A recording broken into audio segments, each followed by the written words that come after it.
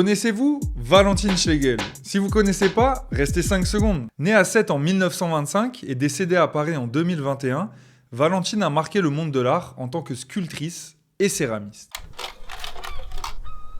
Elle grandit dans la pittoresque ville de Sète, aux côtés de ses sœurs Suzanne et André.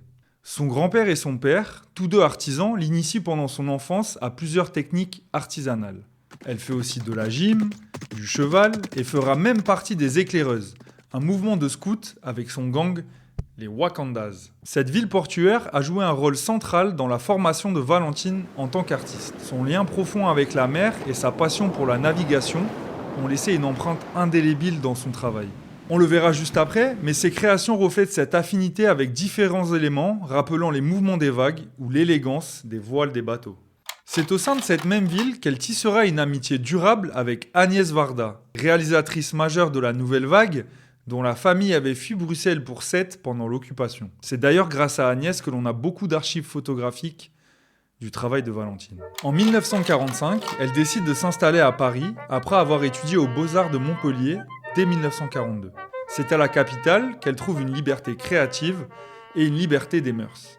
Féministe engagée, elle peut assumer plus ouvertement son homosexualité, on le rappelle, chose audacieuse à l'époque. C'est dans un premier atelier rue Vavin qu'elle partage avec une amie des Beaux-Arts qu'elle commence la céramique et notamment le modelage en colombin.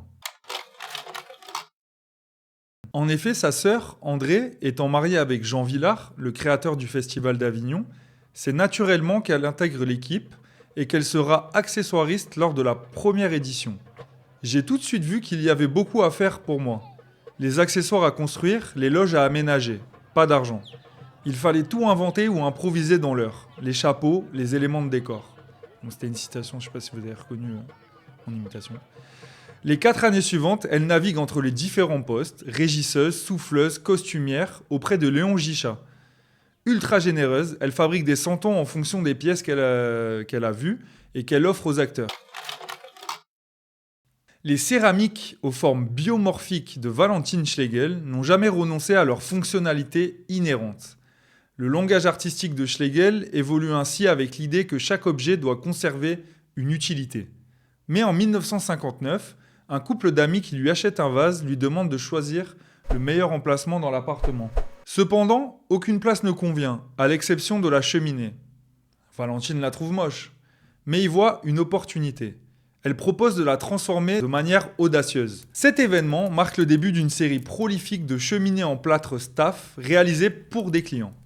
Entre 1958 et 2002, près d'une centaine de ces cheminées ont vu le jour, toujours avec ses assistants qui l'aident à la confection et surtout à retransmettre l'énergie des maquettes originales.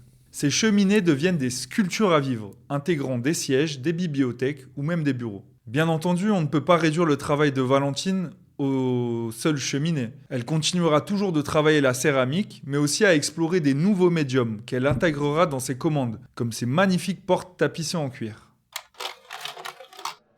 En parallèle, et à partir de 1958, elle dispense aussi un cours de modelage au Musée des Arts Déco de Paris pour les moins de 15 ans.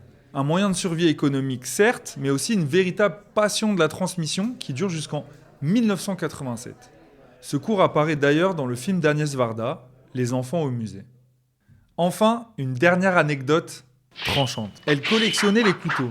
Et cette collection qu'elle accrochait sur les murs de chez elle, à la manière de bancs de poissons, est assez vite devenue le symbole de ses amitiés, car la plupart de ses couteaux étaient des cadeaux de ses proches.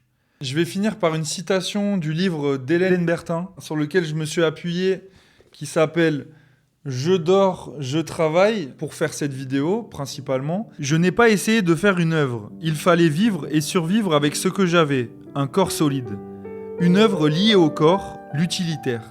J'aime le quotidien exceptionnel. Je pars du geste quand je construis ou fabrique des objets. De 17 à 53 ans, si on fait beaucoup, il se passe plein de choses. Et je fais sans arrêt. J'espère que vous avez appris des choses.